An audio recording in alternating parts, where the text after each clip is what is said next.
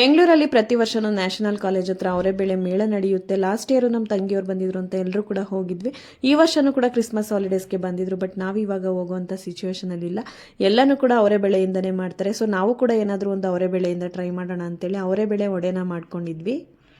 ವಡೆ ಮಾಡ್ಕೊಳ್ಳೋದಕ್ಕೆ 1 ಬೌಲ್ ಅಲಸಂದೆ ಕಾಳು ಮತ್ತು 1 ಬೌಲ್ ಸಿಪ್ಪೆ ತೆಗೆದಿರೋಂಥ ಅವರೇ ಬೆಳೆನ ನೆನೆಸಿಟ್ಕೊಂಡು ರುಬ್ಕೊಂಡ್ವಿ. ಮಸಾಲೆಗೆ ಈರುಳ್ಳಿ, ಬೆಳ್ಳುಳ್ಳಿ, ಕೊತ್ತಂಬರಿ, ಕರಿಬೇವು, ಜೀರಿಗೆ, ಒಣಮೆಣಸಿನ್ಕಾಯಿನ ಸೇರಿಸ್ಕೊಂಡ್ವಿ.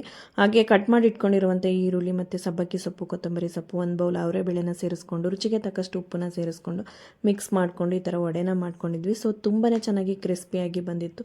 ಎಲ್ಲರೂ ಕೂಡ ತುಂಬ ಇಷ್ಟಪಟ್ಟು ತಿಂದರು. ಹಾಗೆ ಪನ್ಯ ಮತ್ತು ಭವಿಷ್ಯನ ಕಮೆಂಟ್ ನೋಡಿ. ಪನ್ಯ ಅವರೇ ಬೆಳೆ ವಡೆ ಹೇಗಿದೆ? ತುಂಬ ಚೆನ್ನಾಗಿದೆ. ಕ್ರಿಸ್ಪಿಯಾಗಿ ಬಂದೈತಾ? ಭವಿಷ್ಯ ವಡೆ ಹೇಗಿದೆ?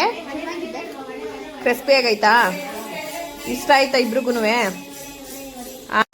ಇಬ್ರು ಕಾಂಪಿಟೇಷನ್ ಮೇಲೆ ತಿಂತವ್ರೆ.